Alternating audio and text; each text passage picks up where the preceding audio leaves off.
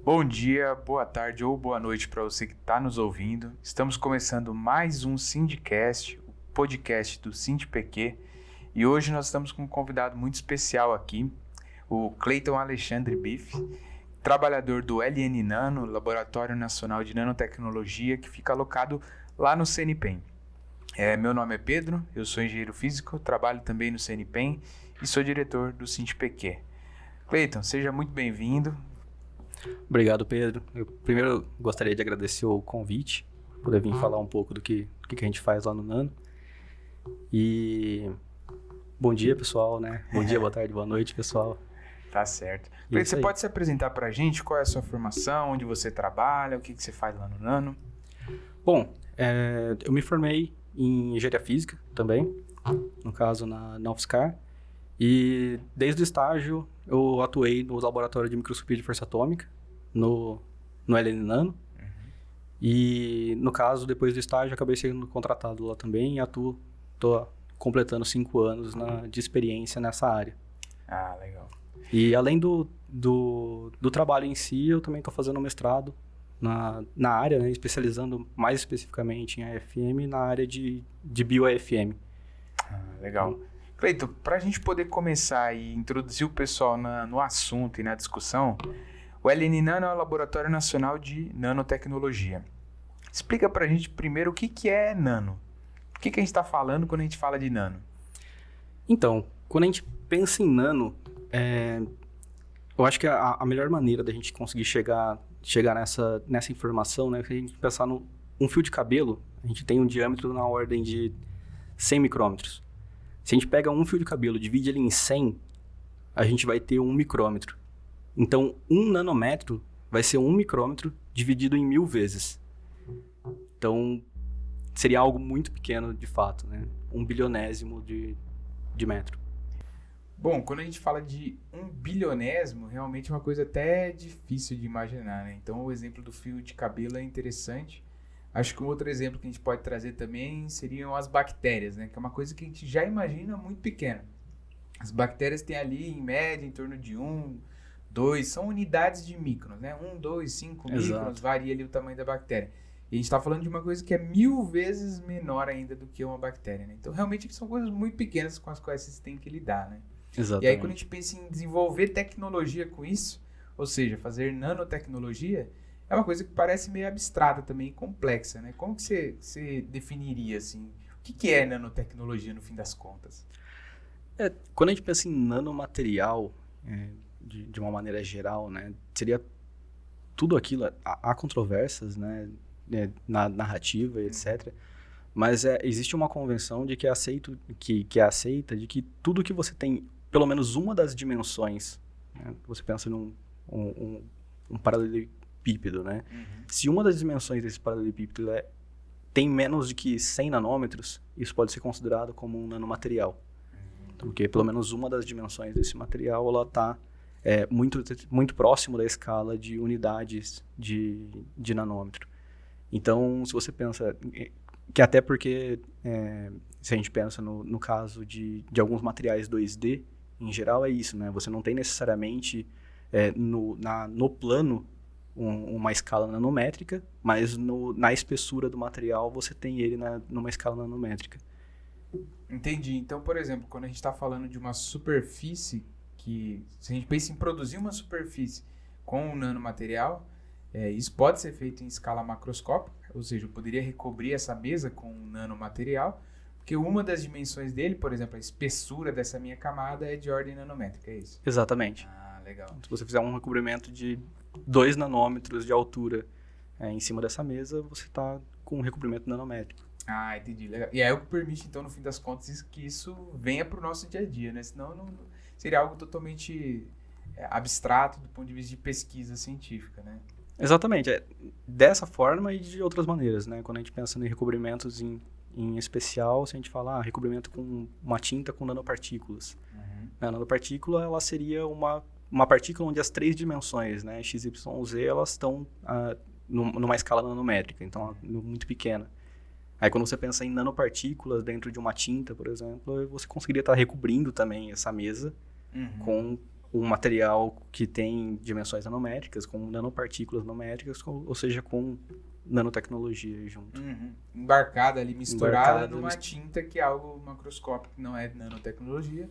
Exato. Mas por você ter um elemento, né, de dimensões nanométricas, aquilo é considerado um material também relativo à nanotecnologia. Né? Exato. Legal. E quais são os tipos de pesquisa, então, que envolvem, né, medir ou fabricar coisas nanométricas? Que tipo de técnica? Como que é dividida essa área? Como que a gente pode entender melhor? Acho que a nanotecnologia em geral ela é muito abrangente. Né? Então a gente tem desde o desenvolvimento de novos materiais, dispositivos, ao entendimento de como que esses materiais eles interagem com a natureza, por exemplo.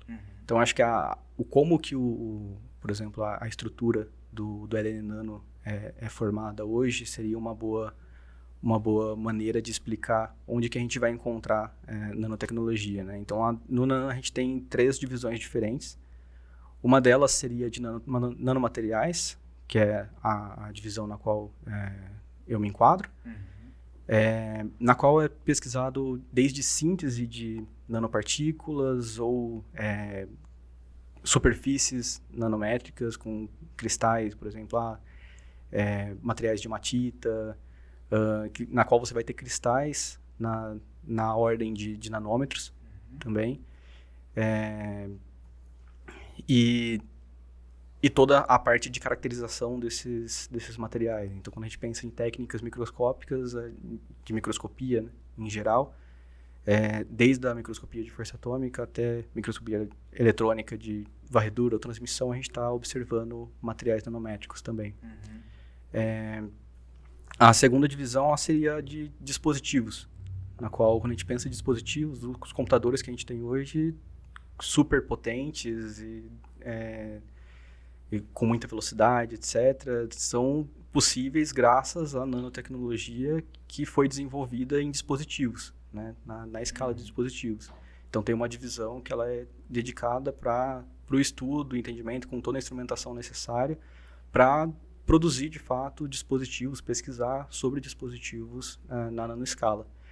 E a terceira divisão, ela seria sobre nanotecnologia, nanobiotecnologia, desculpa, na qual a gente tem o estudo desde de materiais nanométricos que saem da natureza, na qual a gente pensa nanocelulose, por exemplo, nanofibras e nanocristais de celulose, até o estudo de como que esses materiais impactam a natureza de volta. Então, a nanotoxicologia desses sistemas, né? Então, se você tem uma indústria, por exemplo, de grafeno instalada no país, se os rejeitos que essa indústria joga de volta para a natureza, então no rio ou na atmosfera, etc., como que isso é recebido pela natureza, né? Isso daí é tóxico para os animais, para a vida humana também, etc. Então, tem essa parte de estudo também. Então, acho que a nanotecnologia em si, ela pode ser muito abrangente. Então, de todos os materiais que a gente utiliza, recobrimentos em geral, e eu acho que a área de aplicação, assim, não tem muita restrição. Até mesmo na medicina, né? Também é utilizado. Então, é muito abrangente. Legal. E aí, então, dessas 3 áreas, você trabalha na área de nanomateriais, que aí, como você explicou, tem 2 áreas, que está uma mais relacionada com a produção e desenvolvimento desses materiais, e a área que é a sua área na qual vocês medem, vocês veem essas coisas, né, e tudo mais. Exato. O que você usa para medir um nanomaterial? Existem diferentes técnicas, né, para medir nanomateriais em geral, mas eu acho que as mais conhecidas, né, ou que acabam sendo mais lembradas nesses momentos são microscopias. Então, quando a gente pensa em nanoescala, uma microscopia óptica, a gente não consegue chegar a observar esse nanomaterial. Né, que com a microscopia óptica, a gente vai sempre estar limitado ao comprimento de onda da luz. Né, metade do comprimento de onda da luz. Microscopia óptica, a gente está falando dos microscópios que a gente está acostumado do dia a dia, né? Utilizando lentes. Exato. E olhar as coisas, ou seja, ver luz sendo refletida pelas coisas, né? Exato. Então, ou refletida, ou transmitida. Só que quando a gente usa a luz, o limite nosso, a gente estaria falando, quando a gente está pensando em luz visível. A luz visível com menor comprimento de onda seria o azul, que a gente está falando então de 400 nanômetros de comprimento de onda. Então a gente não consegue observar com a microscopia óptica objetos menores do que 200 nanômetros, assim, no limite da técnica, né? E então os microscópios eletrônicos, por exemplo, de varredura ou transmissão, ele vem para conseguir transpor esse limite, né, que seria o limite de difração da luz, e com isso entram outras técnicas de microscopia também, a técnica de microscopia de força atômica, que é a que eu trabalho. Só que aí o princípio de funcionamento são técnicas diferentes. Né? Entendi. E aí então você trabalha com uma microscopia atômica de varredura. Exato. Falei errado. Microscopia de força atômica. Microscopia de força atômica. Na verdade, a técnica em si, ela faz parte de uma família de técnicas que seria a microscopia de varredura por sonda. Só que o nome microscopia de força atômica, ele acabou ficando muito mais conhecido do que a microscopia de varredura por sonda. E no que consiste a técnica, exatamente? Quando a gente pensa na microscopia óptica, né, que é a convencional, por exemplo, a gente está fazendo uma analogia à visão. Então, a gente está usando lentes para conseguir ampliar o nosso poder de visão. Quando a gente utiliza elétrons, por exemplo, a gente também está fazendo uma analogia à visão, só que a gente está usando um tipo diferente, por exemplo, de luz ali, que vai estar interagindo também da mesma maneira para a gente conseguir observar com uma câmera agora que enxerga elétrons o que está acontecendo na interação. Quando a gente pensa na microscopia de força atômica, ou microscopia de varredura por sonda, a gente não está fazendo uma analogia à visão, a gente está fazendo uma analogia ao tato. Então, é como se a gente estivesse com os olhos vendados, tocando a superfície dessa mesa aqui, por exemplo, e identificando o que tem nessa superfície. E só pelo tato a gente reconstruir isso como um mapa. Então, o que a gente tem de fato não é uma micrografia, né, como se espera de uma microscopia. Né? A gente não tem uma micrografia, a gente tem um gráfico de superfície. Legal. Tem até uma imagem aqui que a gente trouxe para poder ilustrar um pouco aí o funcionamento da técnica, né? Você pode explicar para a gente? Claro. Então, no caso, essa parte azul que a gente tem ao centro, ela seria a sonda que está tocando a superfície. Então, ela é basicamente uma haste, como se a gente pensasse uma régua muito pequena, que na ponta dessa régua a gente tem uma pirâmide virada para baixo, e a extremidade dessa pirâmide ela tem tamanho nanométrico. Então, ela é super afiada na ordem de 2 a 10 nanômetros de raio final na extremidade dessa sonda. E na parte de baixo a gente vai ter a amostra acoplada com um scanner XYZ, então que vai estar fazendo a varredura, um translador ali que vai estar fazendo a varredura XYZ, a movimentação da amostra. E na parte de cima a gente tem um laser que está sendo refletido ali por intermédio de um espelho para a parte de trás dessa sonda. Esse reflexo ele vai refletir vai retornar para um segundo espelho, que depois ele vai refletir para um detector de 4 quadrantes. A movimentação da sonda vai interferir na posição do reflexo do laser lá no detector de 4 quadrantes. Então, o que o equipamento ele faz, de fato, é observar qual que é a movimentação dessa sonda a partir da movimentação do laser. Certo. Então, com isso, a gente consegue entender com forças muito pequenas, né, dependendo do sistema que está sendo utilizado, dependendo da sonda que está sendo utilizado, a gente acaba tendo uma sensibilidade maior ou menor sobre o sistema. E a gente converte essa informação toda em força e consegue gerar com esse tipo de dado, desde uma topografia, que seria um mapa de superfície, né, uma visão de topo dessa superfície a partir do toque dessa sonda com a amostra em questão, ou gerar outros tipos de medidas dependendo do tipo de sonda que está sendo utilizado, o modo de operação de varredura, né, em si.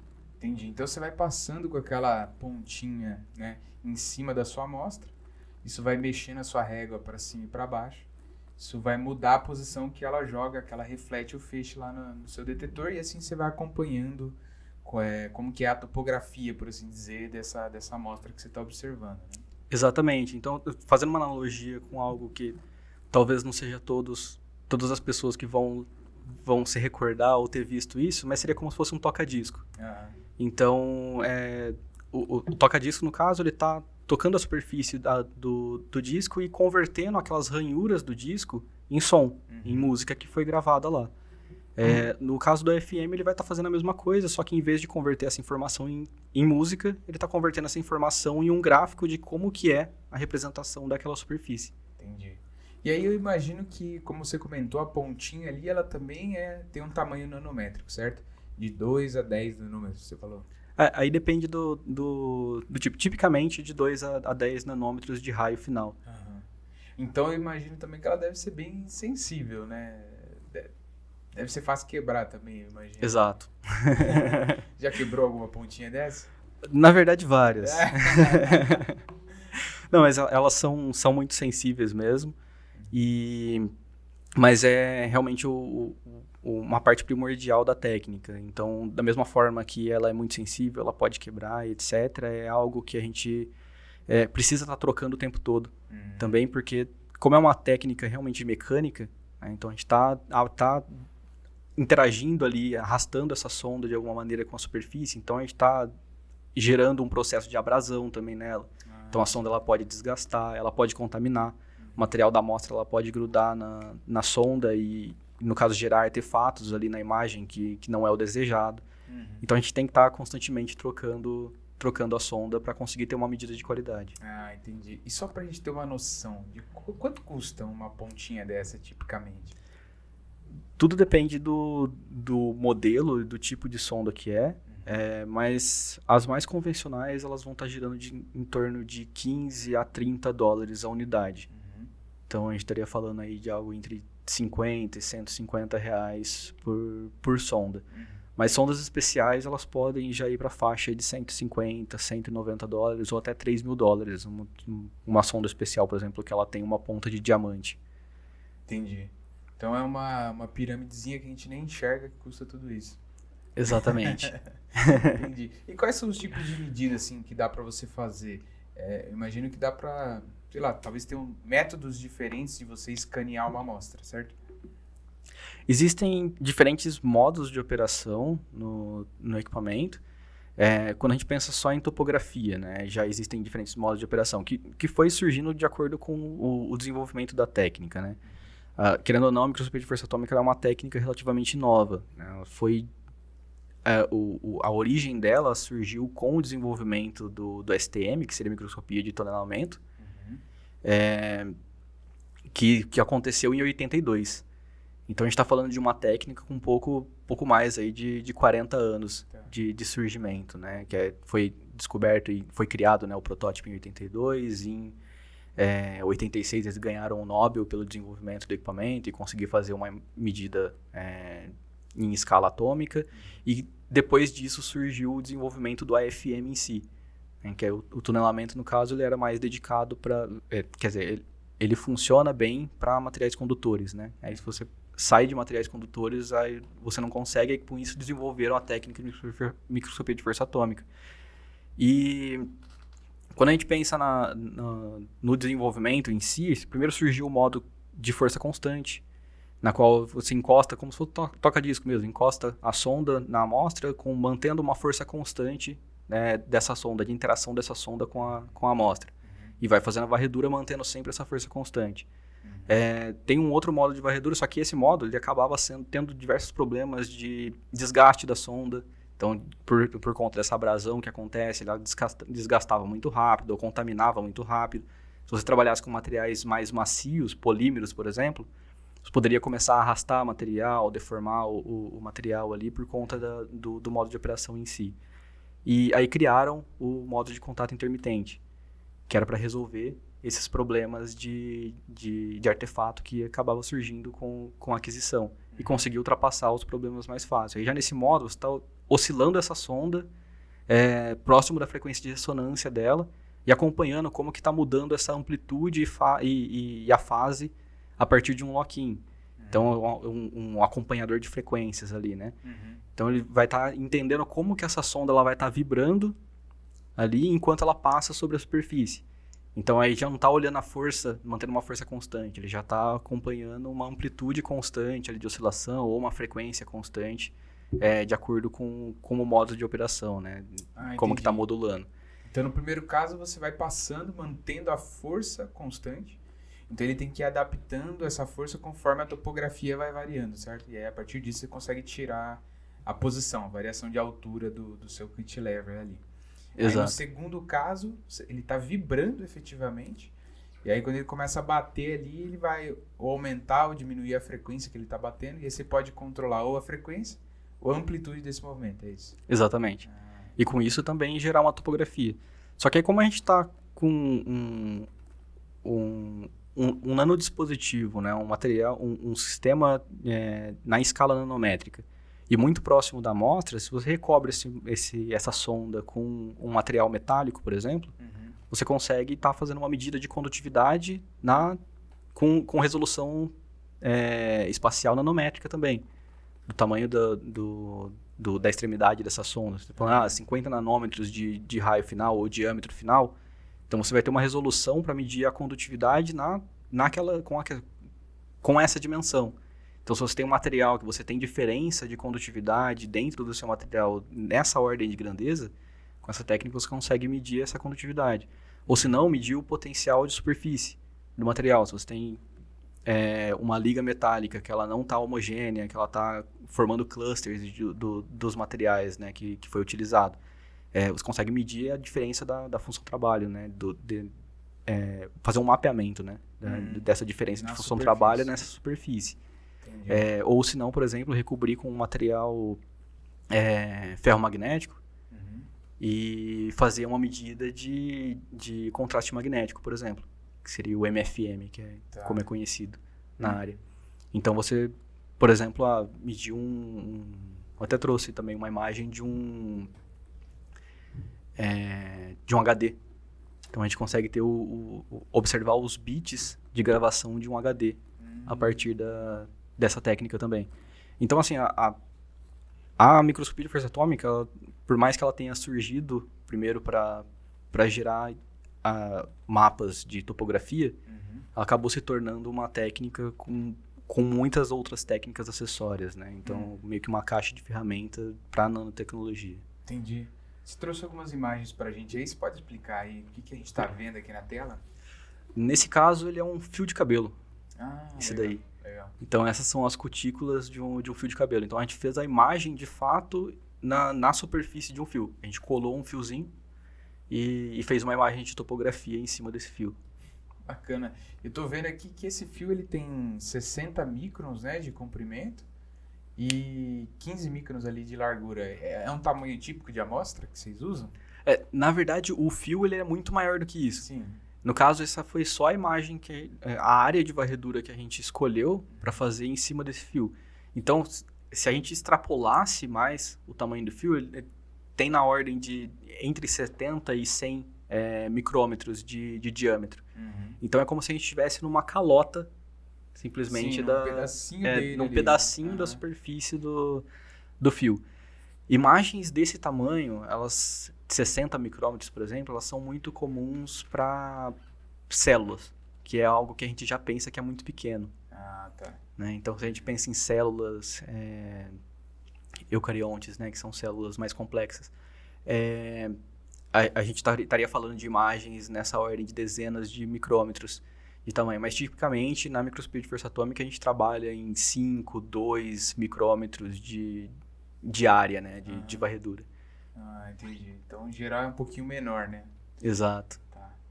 Isso aqui... Essa é uma imagem, uma projeção, na verdade, 3D dessa imagem também, de uma dentina. Dentina? É uma parte do dente, na qual a gente já não tem o esmalte, e ela é mais porosa. Então, aí a gente consegue ver todos os poros que existem nessa parte do dente. Bacana.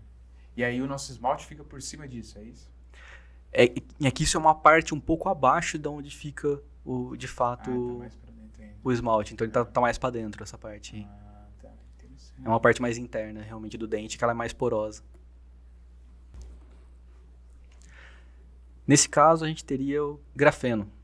Então, acho que boa parte das pessoas já ouviram falar, pelo menos uma vez, a palavra grafeno, né? Com certeza.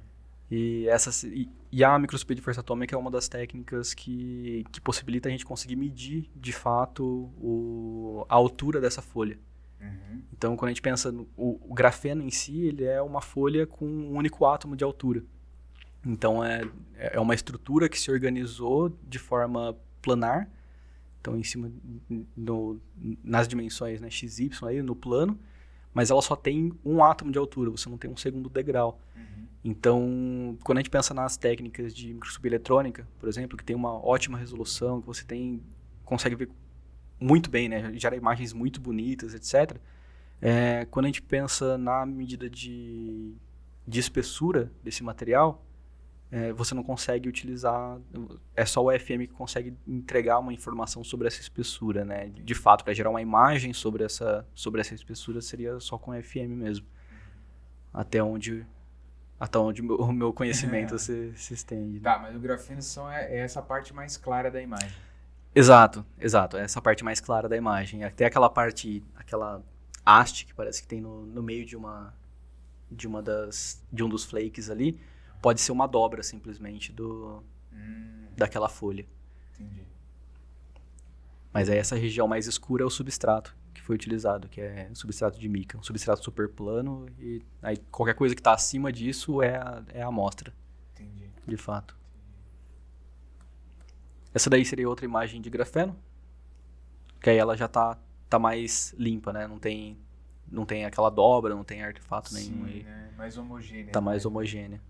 No entanto, ela tem uma certa granularidade ali. Aquilo ali é medida da amostra ou é só uma questão de ruído da imagem? Porque parece que o fundo azul também tem, né? Exato. Isso daí é uma questão da medida em si. Da amostra em si, da medida, é um conjunto todo, né, na verdade. Porque quando a gente pensa a mica, ela é uma estrutura super plana. Também. Só que a gente está falando de 1 nanômetro, né, de espessura. Então, se a gente pensa em átomo, um átomo ele está na ordem de Angstrom, que seria 1/10 disso. Então, qualquer oscilação que a gente tiver nessa superfície, ela vai tá aparecendo ali, né? E como a gente está com uma imagem, com uma amostra que ela é muito pequena, e o grafeno em especial ele é flexível, né? Então, ele está acompanhando, de certa forma, também a conformação do substrato. Então, é uma somatória de todo o conjunto mesmo. Entendi. Aí, essa imagem especial, ela foi adquirida... É que as imagens que eu tinha com a escala XYZ aí, elas estavam em resolução menor. Aí eu acabei pegando essas imagens aí que elas estavam com uma resolução maior pra gente conseguir apresentar bem aqui, senão elas iriam ficar muito pequenas na tela. Mas essa imagem aí, ela tem 500 por 500 nanômetros de XY. Tá. Então, isso daí é um flake muito pequeno. Ele vai ter 100 ou 200 por 200 nanômetros aí, sem pensar no tamanho dele. Né? Legal. Esse, no caso, seriam nanocristais de celulose. Certo. Então, são bastõezinhos de celulose. Nanofibras de celulose. Aí já tem... Essa daí também são nanofibras e nanocristais, né? Ela já tá numa mistura dos dois. Tá na metade do processo, assim. Então, em alguns pontos a gente vê que tem alguns bastõezinhos que já estão com mais cara de cristal já. Em outros pontos, como essa parte predominante aí no central, aí, que ele ainda tá com comportamento fibrilar, né? Bonitas imagens, né? Bonito. E nesse caso aí a gente teria uma imagem de potencial de superfície. Então essa é uma liga metálica na qual o material ele não ficou homogêneo. Então do lado esquerdo, essa parte amarela, a gente tem uma topografia onde a gente vê a superfície praticamente lisa, praticamente plana. Então você não tem diferença entre os diferentes metais, diferentes materiais que você encontra. Aí já do lado direito a gente tem a informação de potencial de superfície. Então, como você tem 2 metais diferentes, tem função de trabalho diferente, com isso a gente tem essa medida de potencial de superfície, ela acaba enfatizando bem a separação desses materiais. Agora uma questão aqui, né? Como eu comentei, são imagens bonitas, tem cores muitas vezes vibrantes, bonitas também, mas tudo isso não são cores de verdade, né? Não tá falando de cor aqui. Tudo isso é colocado no pós-processamento, então tem muito do senso artístico de quem tá fazendo a imagem, né? Exatamente. Já chegaram a perguntar pra gente já o porquê que as imagens são todas amarelas, né? Então, uma resposta que a gente até usa essa pergunta, assim, né, no workshop que a gente faz todo ano, ou nas apresentações, etc., como uma forma de interagir com o público lá e tudo mais, né? Perguntando por que a imagem é sempre amarela, né? Uhum. Mas é basicamente isso. O que a gente tem, de fato, nas cores, quando a gente pensa na microscopia de força atômica, ela é uma escala Z. Então, na imagem em si, a gente sempre tem uma informação 2D, né? De escala. No plano, né? Na tela. Exato. A gente sempre tá com ela na tela, no plano da tela. E a gente precisa, de alguma forma, ter essa informação da terceira dimensão. E essa é a maneira, a cor é a maneira que foi encontrada para conseguir representar essa terceira dimensão aí da imagem em si. E isso vale tanto para a topografia quanto para as imagens, por exemplo, de potencial de superfície. Então, o potencial, você vai ter uma escala do lado, uma escala de cores que fala potencial menor ou maior, você vai ter uma cor diferente. E a cor, você pode escolher a cor que quiser mesmo. Aí você tem a liberdade poética, artística de fazer. Exato. Nesse caso, essa imagem ela é um conjunto com a imagem do lado, que foi feita junto com o Itamar, inclusive, que é colega do Neto, que veio no episódio anterior. Isso são grãos piezoelétricos. Então, essa é a topografia, no caso desses grãos, dessa amostra dele. E na próxima imagem, a gente tem a imagem de piezo-resposta desses mesmos grãos. Então, é aplicado um potencial e avaliado como que é a movimentação piezoelétrica desse material de acordo com esse potencial que foi aplicado. Legal. Olha só, muito bacana. E essa, no caso, seriam medidas de contraste magnético, então de força magnética. Então, do lado esquerdo, de novo, a gente tem a topografia, e do lado direito a gente tem a imagem de MFM, que nesse caso aí é uma HD. Então a gente vê que ela é muito lisinha. Do lado esquerdo aqui na topografia a gente vê que ela é bem lisinha, tem só essas ranhuras, que são as ranhuras da leitura do disco, inclusive. Tá até na mesma direção, né? E do lado direito, essa parte verde aí, são os bits magnéticos do HD. Então é onde a informação é gravada. Caramba! Que bacana! E nesse caso aí, como eu mencionei antes, a microscopia de força atômica ela foi se tornando uma caixa de ferramentas para nanoescala, né? Essa imagem ela representa uma medida de AFM acoplado com espectroscopia de infravermelho. Então, como eu tinha mencionado antes, na ótica, a gente está sempre limitado à metade do comprimento de onda da luz. Então, quando a gente pensa em infravermelho, medida de infravermelho, a gente está falando em comprimentos de onda na ordem de micrômetros. Então, são coisas muito grandes. Então, a gente acaba ficando limitado, né, independente do quanto a gente consiga ali e tenha de instrumento super potente, a gente fica limitado à escala micrométrica para caracterização com infravermelho. Esse equipamento ele utiliza o AFM como uma maneira de fazer uma leitura e ultrapassar esse limite de difração da luz e fazer uma espectroscopia de infravermelho em uma amostra com resolução espacial nanométrica. Então a gente usa a sonda, aí nesse caso a gente está pulsando o infravermelho e utiliza a sonda como um leitor da vibração que vai surgir nesse material, se ela surgir nesse material, por conta do infravermelho. Então a gente pulsa o infravermelho numa determinada frequência, se o material ele absorve essa luz, ele vai esquentar, ele vai aquecer e vai expandir, vai dilatar. Se você para de incidir essa luz, ele vai contrair de volta. Certo. Então se você está pulsando essa luz de infravermelho, o seu material vai estar vibrando também naquela mesma frequência. Então com a sonda em cima desse material, a gente vai estar detectando essa vibração que vai estar acontecendo naquela frequência de acordo com o comprimento de onda que estava sendo incidido.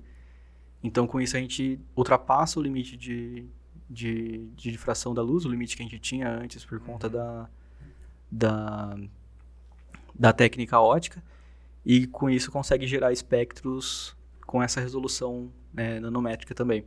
E além disso, além da topografia, né, então a gente consegue, nesse caso, a gente tem uma matriz de epóxi com esferas, no caso, de PMMA e poliestireno. E isso daí é um corte fino, né, que foi feito, por isso que a gente tá vendo elas mais lisas, né, também. Então, do lado esquerdo a gente tem uma topografia, do lado direito é uma imagem que foi feita fixando um comprimento de onda. Então, a gente consegue fazer um mapa químico também dessa mesma região. Então, a gente fixou, nesse caso, se eu não me engano, no comprimento eu acho que do epóxi, que é 1600, ou foi 1728, e foi fazendo uma varredura. Então, enquanto ele fazia a varredura, ele estava pulsando o laser no mesmo comprimento de onda. Então, ele sempre pulsando naquele mesmo comprimento de onda e avaliando, então, com a pixel, como que estava a intensidade da vibração naquele comprimento de onda. Entendi. E aí, no lugar com isso, ele gera também um mapa sobre a interação da luz com esse material aí, né, nessa região. Entendi. A partir daí, ter a homogeneidade que você tem ali da sua amostra, como você está pulsando o mesmo comprimento de onda, você vai ver como coisas diferentes reagem àquele mesmo comprimento de onda a partir da topografia que você está medindo usando o AFM. Exatamente. Ou se não, parar num ponto e gerar um espectro, que são os espectros que tem embaixo.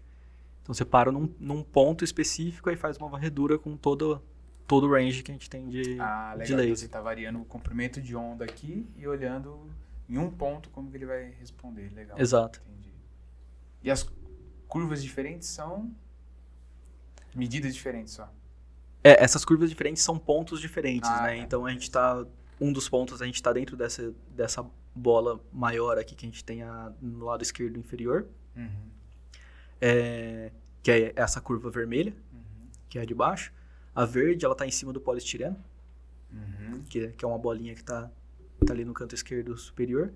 E o amarelo seria a parte da matriz mesmo, que é o epóxi. Entendi. Legal. Nossa, muito massa. O que mais que a gente tem aqui? Nesse caso, a gente tem já começa a entrar nas medidas já em meio líquido, que é uma outra possibilidade que o AFM traz também. Então, essa é uma medida de DNA origami, que é uma amostra que é um tipo de DNA que ele se organiza de uma maneira que ele acaba gerando formas geométricas, né? Então, nesse caso aí, ele ficou nesse formato de um paralelepípedo aí, né? E aí isso, no caso, seria uma medida que foi feita imerso em meio líquido, então com uma estrutura nanométrica também. Então, mesmo imerso em meio líquido, a gente consegue também fazer medidas de AFM. Tá, agora você me explica. DNA origami, você está dizendo que ele assume essa determinada geometria, mas isso é de forma natural ou é uma forma induzida? A gente modela e dobra ele? Aí já é muito específico, mas... Agora eu fiquei curioso. Mas é um tipo de amostra que ela já tem esses tipos de formato, então ela acaba tendo essa conformação. Mas ela é feita a partir de DNA. Que loucura. Nossa, muito legal. Tem mais um. Aí a gente trabalhou com células, daí seria uma medida de topografia de uma célula viva. Então é uma célula de aorta de rato, no caso. Caramba, essa amostra ela já faz parte do meu trabalho de mestrado também. Ah, legal. O que você está precisando no mestrado? No caso, o meu projeto em si, o meu projeto de mestrado, ele está em cima da instrumentação, de fato. Então a gente está trabalhando para criar a metodologia, entender a metodologia, parametrização de sistema para conseguir fazer medidas mecânicas em células vivas, utilizando a técnica de AFM. Então, a gente usa o instrumento para conseguir... usando o instrumento para conseguir medir as propriedades mecânicas desse tipo de célula. No caso, que o estudo está voltado para para entender o comportamento de uma proteína específica, né? O macro do projeto em si, né? O projeto da minha orientadora é para entender a função, né, que existe de fato da proteína CRP3, que é uma proteína específica que existe nessa célula, por conta para entender um problema que acontece com a ponte de safena, por exemplo, a cirurgia de ponte de safena. Certo. Que acho que é mais fácil até contextualizar o que é essa cirurgia, né? A cirurgia de ponte de safena, ela é feita quando existe uma obstrução no coração, em uma parte do coração, e o procedimento médico é retirar uma veia e colocar no lugar dessa obstrução que existe no coração, gerando uma ponte. Só que uma veia, ela não tem a estrutura que uma artéria tem, que é na qual ela está sob pressão, né? Sobre alta pressão, um grande fluxo de sangue, etc. A veia, ela não tem as mesmas propriedades de uma artéria porque ela está numa parte do corpo que tem menos pressão, né, do sangue em si. E no caso, quando essa veia ela é colocada nessa região, é formada essa ponte, essa veia ela passa a estar num ambiente arterial. Então ela passa a estar sob pressão que uma artéria é submetida. Então essa veia ela passa por um processo de arterialização. Então ela começa a ter respostas para conseguir se adaptar àquele ambiente novo que ela está. E nesse processo de adaptação, essa veia ela começa a se enrijecer durante os anos. Então, por isso que existe um problema da cirurgia de ponte de safena, que dentro de 10, 15 anos, a pessoa acaba tendo que refazer essa cirurgia por conta desse risco dessa veia estourar, né, dessa ponte estourar. E aí, no caso, o grupo identificou que essa proteína ela tem função primordial, uma função importante, né, nesse processo de arterialização. E o meu projeto é uma parte desse estudo para entender as propriedades mecânicas de fato dessa célula, né? Uma célula sadia de uma célula que não tem essa proteína, por exemplo. Para entender como que ela de fato tá interferindo nessa propriedade mecânica, por que essa veia está enrijecendo, né? Para ver se consegue achar uma alternativa para que as pessoas não tenham que refazer esse tipo de cirurgia, que com a idade acaba ficando uma cirurgia bem complicada, né?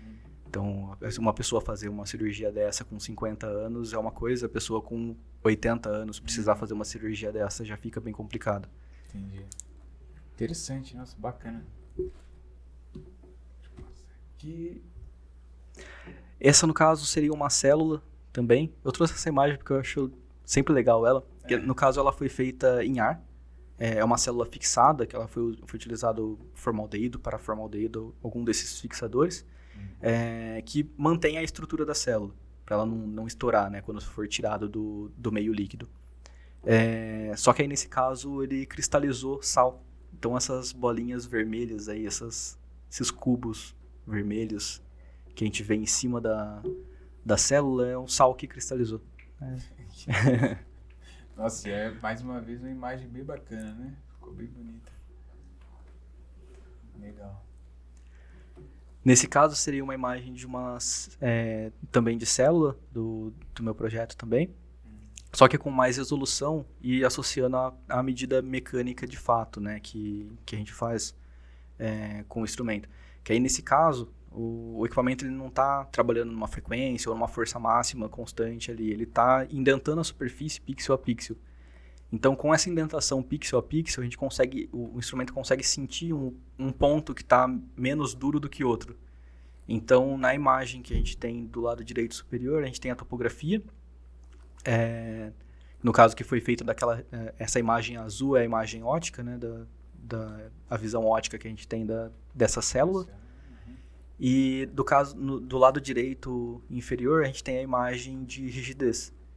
Então, com essa resolução, a gente consegue observar, por exemplo, as fibras de actina da membrana celular, ali, que é onde é uma região que ela está mais rígida do que entre duas fibras, por exemplo, que é uma região que já vai estar mais macia. Então a gente consegue enfatizar também como que está distribuído, por exemplo, com esse tipo de dado, como que estão distribuídas essas fibras da membrana celular, por exemplo. Isso é fantástico, né? Isso você comentou, da gente gerar uma imagem, por exemplo, da rigidez, que a princípio é uma propriedade que não é visível, né? E é isso que a técnica da FM tem de bonito, né? De você poder gerar imagens de coisas que não são imagens, não são visuais, né? Mas você consegue representá-las visualmente também, a partir dos diferentes sensores que você tem, né? Tanto de posição, você tem o sensor de força, você tem, né? Fantástico. Exato. Muito massa mesmo. Esse, no caso, é uma imagem de um trabalho que a gente desenvolveu lá no Nano, em parceria com a LNBR também, o estudo do trabalho era entender um pouco mais sobre o efeito de recalcitrância que existe no sistema lignina e celulose. Então, o efeito de recalcitrância, no caso, é um problema que existe na hora que precisa separar a lignina da celulose para, por exemplo, gerar a nanocelulose. O processo que é feito é a remoção da lignina do meio dessas fibras para separar elas. Só que dentro desse processo existe uma redeposição dessa lignina de volta para a celulose. Ela não quer sair. Ela não quer sair. Então, esse trabalho era para entender um pouco mais sobre essa interação entre a lignina e a celulose. Então, a gente recobriu uma sonda com lignina, montou um filme de silício recoberto com filme de celulose, e a gente mediu a interação então dessa sonda recoberta com lignina com esse filme que estava no substrato de celulose. Então, a gente estava medindo essa interação lignina-celulose desse sistema. Entendi, bacana. Aí essa é uma imagem de microscopia de varredura, eletrônica de varredura. Aqui a gente consegue ver agora com detalhe a pontinha, né, da qual você falou. Exatamente. Aqui. E aí só esse recobrimento aqui é a lignina que vocês estavam estudando. Exato. Essa daí é uma sonda especial que a gente tem no sistema para realmente a gente fechar esses exemplos aqui, mostrando que a FM ele é realmente uma caixa de ferramentas para nanoescala, né? Que essa é uma sonda, como se fosse uma sonda convencional, feita de silício também, ou nitreto de silício, só que ela possui um canal por dentro dela. Então, é realmente um canal como se fosse uma seringa. Então, a gente consegue ver naquela imagem da direita superior ali, a gente consegue ver que tem um canal, de fato, dentro de toda a haste, ou seja, uma régua, como se ela tivesse um canal dentro dela. E no final, na pirâmide, a gente pode ter um furo ou na extremidade final, ou no cantinho da extremidade final. Ela pode ser uma nanopipeta, ou seja, você fazer deposição de material nessa ordem de grandeza, ou ser uma nanoseringa, você chegar, perfurar uma membrana, um núcleo de uma célula e injetar um material dentro dela, ou extrair um material, por exemplo. Ou se não, se você não tem essa pirâmide, que é o caso da terceira imagem ali do canto inferior, você chegar, acho que o próximo item, acho que vai ser o vídeo, né? Ah, tá. Que aí a gente consegue utilizar esse tipo de sonda para chegar em cima de uma célula, por exemplo, a gente encosta nela ali e quando a gente encosta, a gente gera uma pressão negativa naquele canal, ou seja, gera um vácuo no canal ali. Então a sonda ela gruda na célula. Aí nisso a gente consegue vir puxando com a FM para sacar de fato ela do substrato. E nisso a gente mede uma curva de força por distância e consegue medir qual que era a aderência que essa célula tinha com o substrato em questão. Então o FM, nesses casos, por exemplo, ele é simplesmente um manipulador ali. É um estágio XYZ que está fazendo a movimentação de uma sonda que pode estar ou injetando material, ou depositando material, ou removendo, por exemplo, uma célula de um substrato. Aí, associado com um transdutor de força, né? Que vai medir a força ali na haste. Exato. Então, a gente vai estar medindo ali qual que é a força dessa interação, por exemplo. Nesse caso, qual que é a importância desse tipo de coisa, né? Se a gente está fazendo um estudo sobre próteses dentárias, por exemplo. Então, você viu que a sua prótese nova que você desenvolveu tem uma interação com as células muito maior do que a convencional, ou muito mais rápida. Muitas vezes essa interação está associada à nanoescala em si. Né? Porque quando a célula ela é micrométrica, mas a interação dela com o substrato ela é na nanoescala.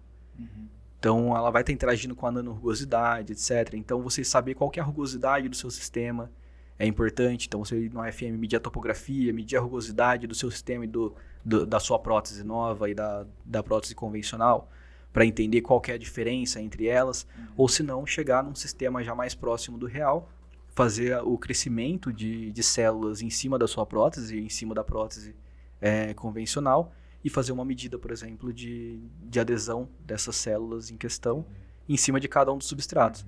E medir se essa força de fato é diferente ou se tem alguma outra coisa que só estimula as células a crescerem mais ali. Bom, quando a gente pensa então em nanomateriais e dispositivos, né, de ordem nanométrica e a aplicação dele no dia a dia, muitas vezes como a gente comentou, né, é difícil da gente imaginar. Você comentou e inclusive trouxe algumas imagens do grafeno, que acaba sendo talvez o mais divulgado, mais comum da gente encontrar na internet quando você joga lá no seu site de pesquisa ali sobre nanomateriais. O grafeno sempre aparece lá de cara porque é um material que se promete, né, se prometeu muito revolucionário ali, então dá para dizer que ele está no hype assim dos nanomateriais, né? Então, realmente é um material bem interessante, né? Ele também importa, como você comentou, né? A gente está falando de uma monocamada ali, né, de carbono, que apresentou propriedades completamente diferentes. Isso é uma coisa interessante, que é uma particularidade que os nanomateriais têm, né? Muitas vezes você tem o mesmo átomo que forma estruturas macroscópicas com determinadas propriedades. Independente de como você rearranja esses átomos, eles vão ter propriedades totalmente diferentes, né? Que é o caso clássico que a gente costuma falar do grafite, que são átomos de carbono, e o diamante, que também são átomos de carbono.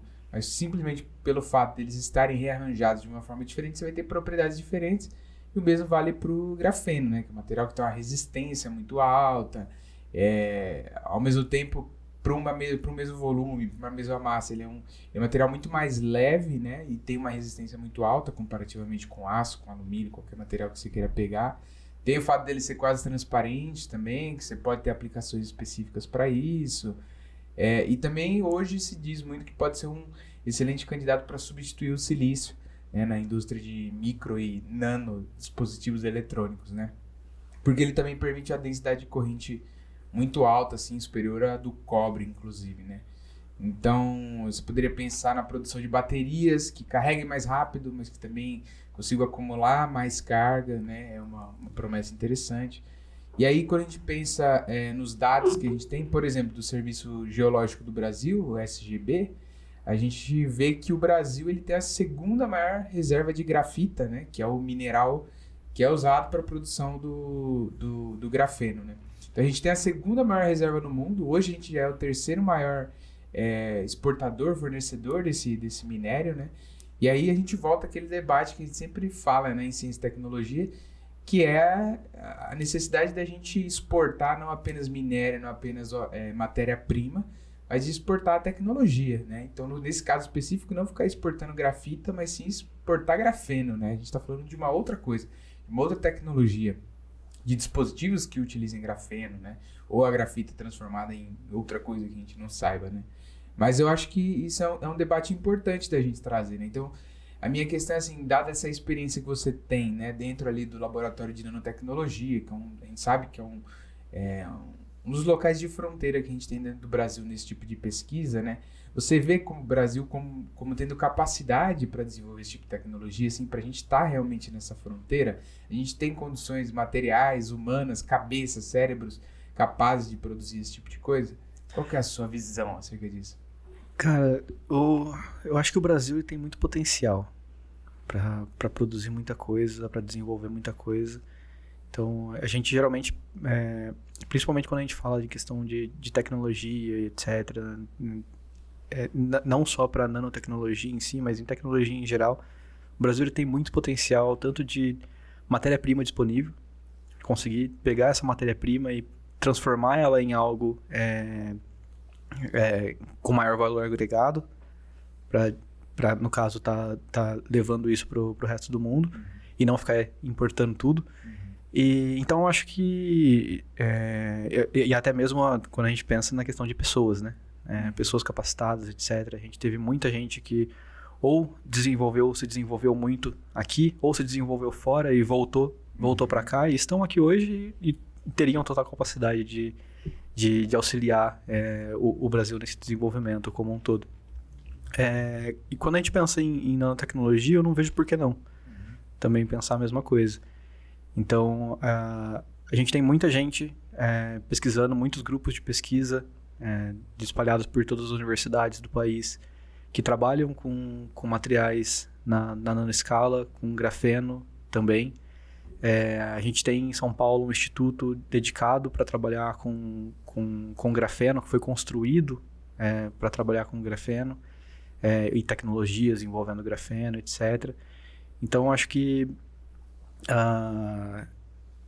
o que falta, de fato, é investimento na área, né? Investimento nessa questão de transformar a pesquisa, o desenvolvimento tecnológico que a gente descobre, né, por intermédio da pesquisa, da academia, em produto de fato, né? Então, acho que é esse incentivo que acaba faltando um pouco aqui no Brasil, mas em quesito de capacidade, de ter pessoal, de ter instrumentação e etc., eu não vejo por que a gente pensar que o Brasil não consegue. E a gente comentou, né, do grafeno, mas assim, você consegue dar um outro exemplo de um outro material que se mostre assim, promissor, ou que tenha propriedades interessantes, que, né, pra gente que não conhece, a gente nunca ouviu falar, não conheça? Acho que existem diversas aplicações com a utilização de nanomateriais em geral, né? Então, o grafeno ele se coloca como um material super versátil, né? Flexível, ele pode ser condutor, super resistente, etc. Então, ele acabou chamando muita atenção na mídia por conta disso. Mas, por exemplo, quando a gente pensa em nanocelulose, nanofibras de celulose, existem muitos estudos na utilização desse tipo de material, de nanofibras de celulose, e até mesmo nanocristais, para a fabricação de nanocompósitos, de compósitos com nanomateriais.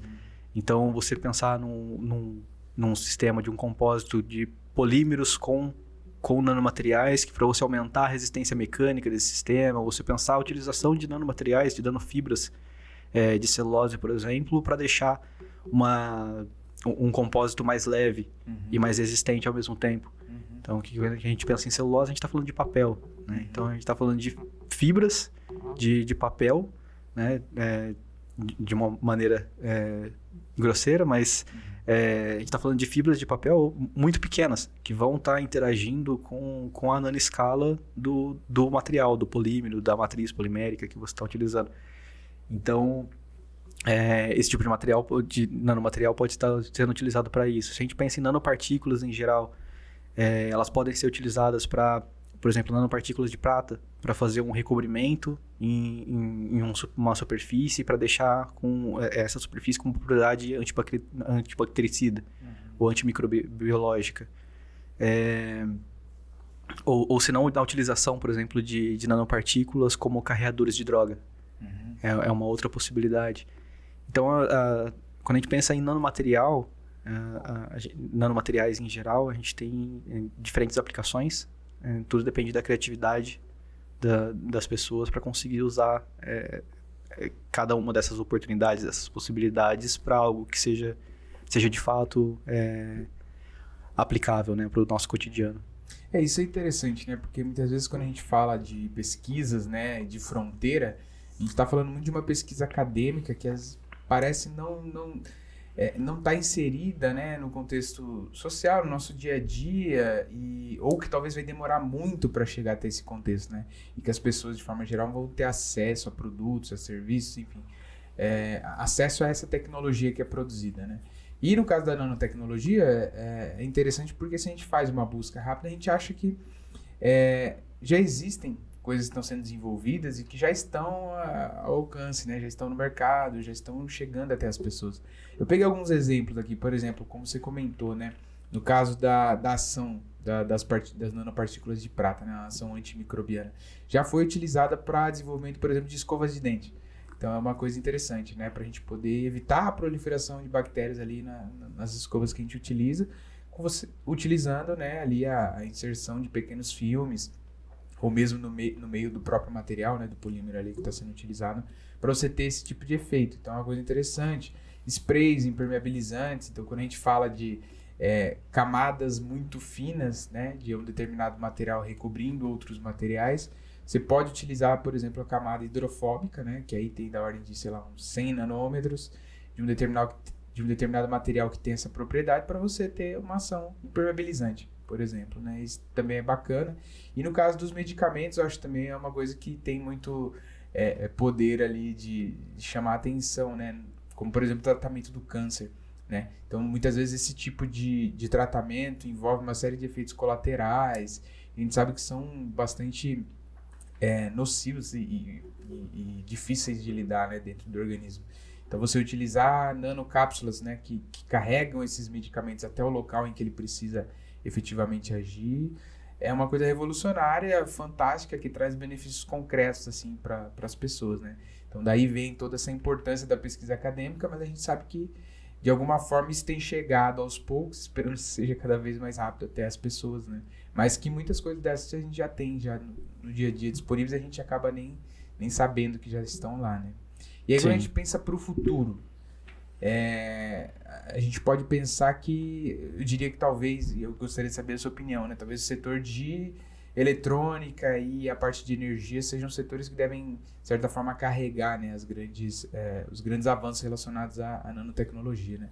Como a gente comentou, a microeletrônica, você expandir o limite, né? Por exemplo, você pegar um chip que, sei lá, há 30, 40 anos atrás cabiam 100, 200 circuitos em 1 milímetro quadrado, hoje a gente tem 100 mil circuitos em 1 milímetro quadrado, né?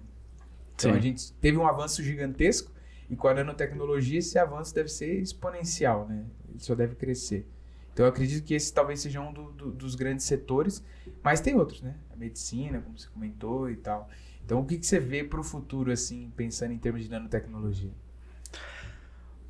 Olha, até trazendo um ponto antes que você comentou, né? Como chegar, né, essa tecnologia para o nosso dia a dia. Uma das maneiras que eu vejo muito essas tecnologias, essas nanotecnologias chegarem para produtos de fato, hoje em dia estão sendo por intermédio de startups. Uhum. Então, em São Carlos, por exemplo, existe uma startup que começou a trabalhar com nanopartículas de prata na introdução junto com polímeros. Então, até mesmo durante a pandemia, eles produziram uma máscara de proteção respiratória que possuía nanopartículas de prata junto em sua composição para transformar ela em uma máscara menos que contamine menos, né? Ou seja, não vai ter bactérias proliferando mais ali na máscara e você pode reutilizar ela mais vezes, só trocando o filtro de ar mesmo da máscara, etc. Então, a maneira que tem chego isso para a gente no nosso dia a dia tem sido principalmente por intermédio de startups, mas essas startups elas possuem financiamento de órgãos como, por exemplo, a FAPESP, aqui no estado de São Paulo, que possuem programas de incentivo para a criação de empresas, né? Então, essas empresas elas precisam de um financiamento alto no início para conseguir comprar equipamento, para conseguir introduzir esse nanomaterial em um produto que vai estar sendo vendido de fato, né? Mas o custo inicial para isso ele acaba sendo alto e com mais incentivo a gente acaba conseguindo ter mais empresas desse tipo, desse gênero, porque a gente tem muita gente sendo formada na academia, né? Então eu acho que se for estimulado esse aumento, né, o aumento desse incentivo financeiro, de fato, para a construção de mais empresas com essa mesma pegada, sabe? De pegar a tecnologia que existem que está sendo formada na academia, que ela é essencial para o desenvolvimento, e transformar isso, de fato, em produtos, eu acho que a gente tem muita coisa que pode, de fato, sair do nosso imaginário, né?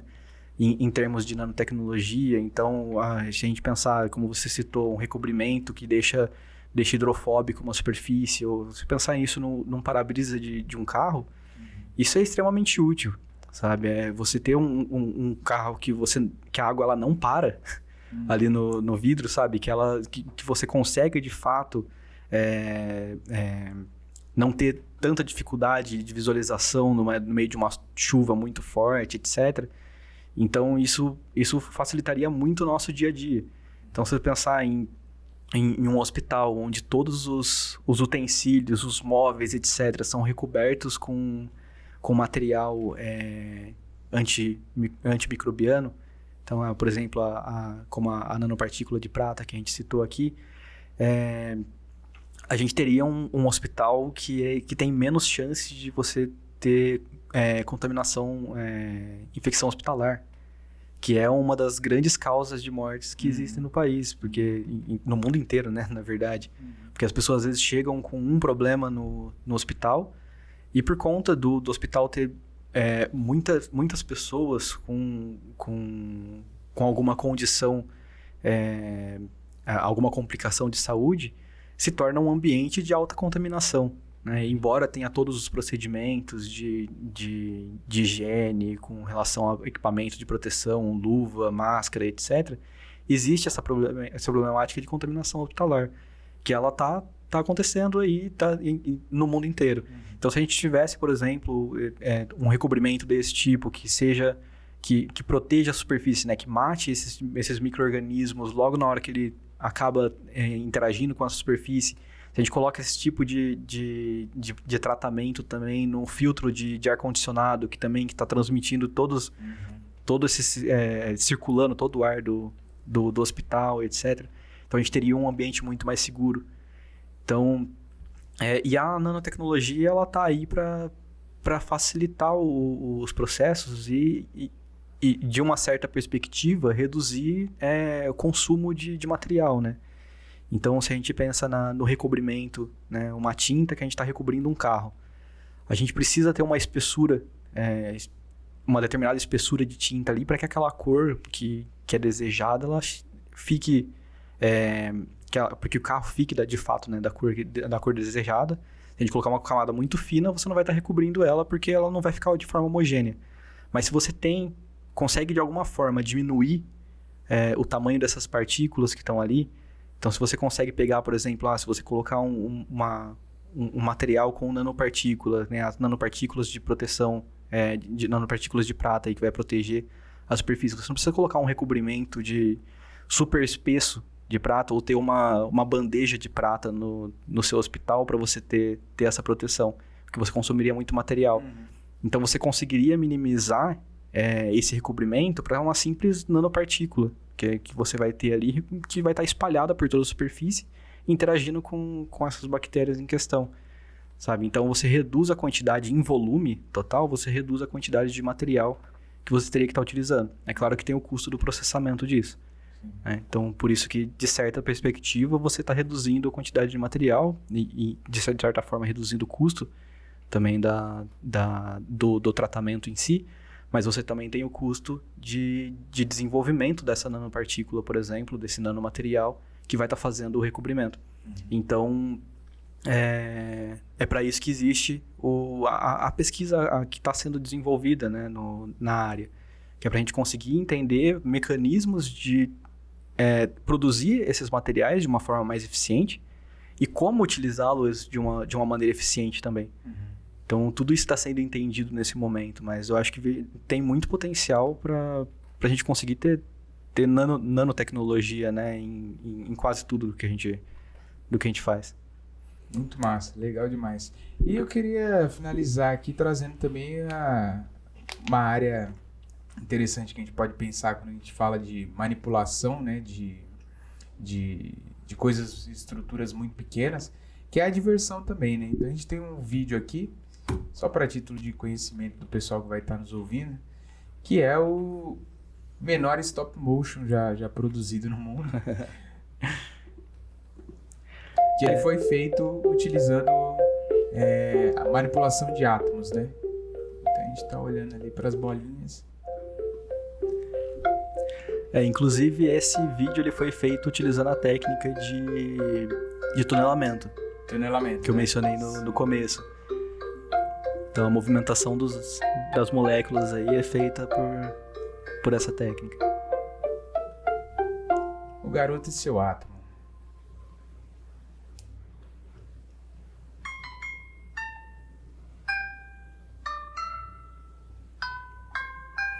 E aí o que a gente está olhando é realmente átomos sendo manipulados por um microscópio. Eles faziam uma movimentação dos átomos e coletavam cada frame, né? Frame a frame, né? Frame a frame. É um stop motion mesmo.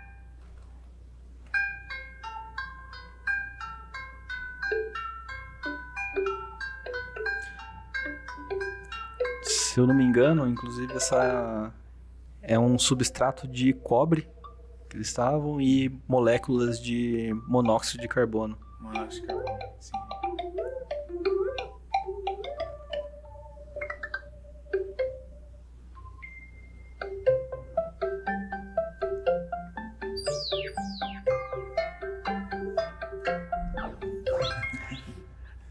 Daí, inclusive, esse tipo de vídeo, né? Esse tipo de possibilidade, né? De movimentação de átomos, etc. Até trouxe, né? Quando isso foi apresentado para a comunidade, começaram a surgir milhares de ideias, né? Agora que a gente consegue movimentar átomos, então a gente vai conseguir montar nanorobôs para conseguir fazer o que a gente precisar, né? E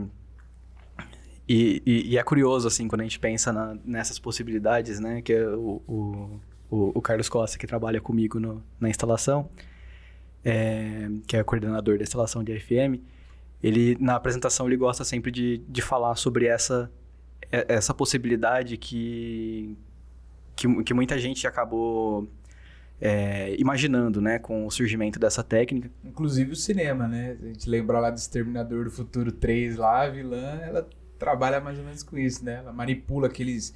Aí já não sei, não lembro se no filme fala se é micro, se é nano, robôs. Eu só sei que ela conseguia controlar as coisas com esses robôs. Dá, sim. Só que isso é uma coisa curiosa, né? Assim, quando a gente pensa nessa escala, é realmente uma coisa que a gente precisa refletir com muita cautela, né? Então, tem até eu não vou me recordar exatamente toda a conta, assim, que ele já mencionou, mas quando a gente pensa, se a gente tivesse um equipamento que consiga movimentar, por exemplo, 1 bilhão de átomos por segundo, que, assim, não existe, mas já seria muita coisa, né? Para a gente montar 1 mol de metano, por exemplo, que seria, acho que se eu não me engano, 16 gramas de metano, com um equipamento que consiga movimentar 1 bilhão de átomos por segundo, como 1 mol a gente estaria falando de 6 vezes 10 a 23, a gente estaria falando de centenas de milhares de anos para conseguir montar 1 mol de metano, né? Então, acho que a gente estaria sendo muito otimista, pensar que com essa instrumentação a gente estaria construindo realmente nanorobôs em larga escala, né? Pensar 1 mol de nanorobôs seria algo que a gente levaria milhares de anos para fazer com o instrumento. Então, por isso que nanomateriais em geral, eles são feitos por outras rotas, né? Não é pela montagem individual, são rotas químicas, geralmente, onde a gente tem uma síntese acontecendo e a partir desse procedimento, né, dessa mistura de reagentes com temperatura adequada, pressão adequada, por um tempo adequado, faz com que a gente consiga produzir esses nanomateriais. Então, a rota até hoje tem sido essa, né? Então, com os mecanismos que a gente tem. Mas é bem curioso, que geralmente esse tipo de vídeo ele acaba trazendo essa imaginação pra gente, né? Mas a nanoescala ela é muito pequena, né? Quando a gente pensa em átomos, isso é muito pequeno de fato. Então, pra gente fazer... menor do que a gente consegue imaginar, inclusive, né? Exatamente. A gente não consegue imaginar algo tão pequeno, né? Exatamente. Legal. Pô, mas com tudo isso que você trouxe pra gente hoje, eu acho que as perspectivas que a gente vai criando para um futuro, talvez um futuro que a gente não veja, Mas talvez sim, não sabemos também, né? São muito boas e belas, como deu para ver pelas imagens também. Leito, eu queria agradecer aí pelo papo de hoje, foi muito bom aí conhecer o seu trabalho, tá? De parabéns pelo trabalho, muito bacana e valeu por compartilhar isso com a gente. Eu que agradeço pela oportunidade de estar aqui. Valeu, então, é isso, pessoal, a gente fica aqui com mais um programa e aguardamos vocês aí para o próximo. Tchau, tchau. Tchau, tchau.